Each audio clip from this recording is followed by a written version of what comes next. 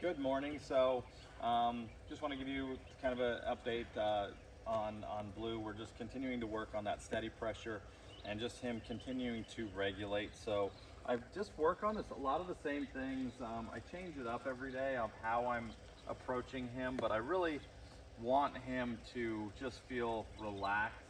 Um, See how we're getting that licking and chewing. I just want him.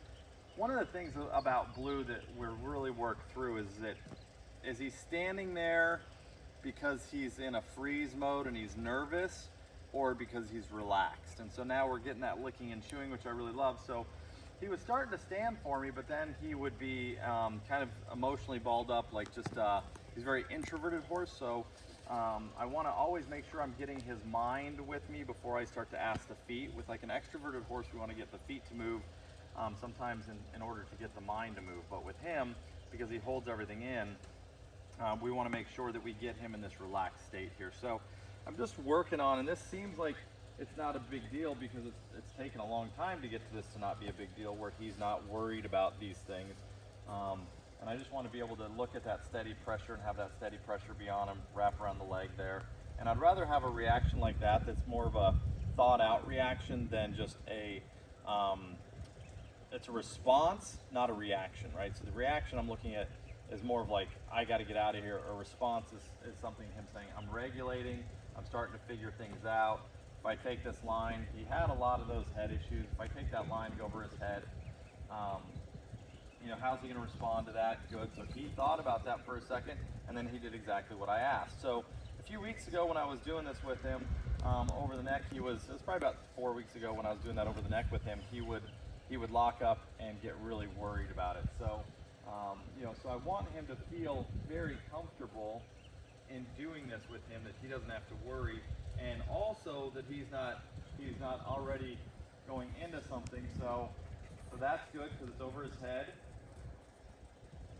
and he regulated. So that's a really big thing for me, because it doesn't matter what we're doing with him, that if he can't handle something like that, then it's going to be really hard for him. So I like, now he's a very smart horse, and now instead of him getting worried about things, he's like, oh yeah, this is what I'm supposed to do. So I don't want him to do it on cue every time. I want him to know that he's got to wait for me. So thinking about it, good boy, good. So regulation with him is so key. What is he going to decide to do, and a good decision that he's going to make? So I'm like, oh, we're not going to go that way this time, because he also learns, and this is kind of, I think, what made him where he was, probably with who he was out with before, is that when he was younger and he was weaned, is he was taught just to kind of react to situations and go, this is how I'm going to survive, this is how I'm going to do. If a horse is coming towards me, I just have to run away, and that's not necessarily what we want to have happen. We want to have him still be looking at us for guidance, and if I just put that over him like this, and I just take it back off of him, that was really good. So he thought about turning to the left, and he decided not to, because I hadn't given him that cue yet. So I asked him to come back up here. Oh, nice big breath there. So with him, slow is fast, and we're starting to make a lot of headway with him with everything that we're doing. So I've got the saddle pad here. Want to be able to put that on him, not be a big deal. Good boy. He wants to look at it. Cool, that's fine. Come back here. Put that on him.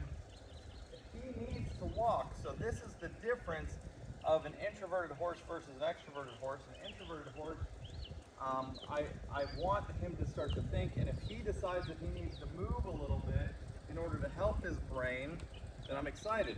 Because before it was just a reaction that he would just go, oh my God, this thing's on me, I have to get it off me. So take that off of him. I'm going to praise him for that. Now he wants to come back and check it out. Good boy. I'm going to come over to his right side now. Good boy. Put that on him. He wants to walk around. good. What used to take us, 20 minutes or a whole session, 35, 40 minutes to get him to really start to understand that this was not a big deal. Now when I say that, we would change it up, and if he did something really good, we'd go off to do something else. We come back to it. So he's walking right now to process this. So I want to allow him. I'm not asking him to walk, but I'm allowing him the time to process this. And then when he stops, that means he's starting to feel okay with it. But I'd rather have this than have a horse that's just frozen and then explodes. That's what I don't want. So I want to let him kind of figure this out. Good boy. See if he'll come to a stop. Good boy. So he's still in a good frame of mind. He's not in a freeze position. He's in a good frame of mind. So these are some of the things that we're working on with him that's just helping his whole overall demeanor be relaxed.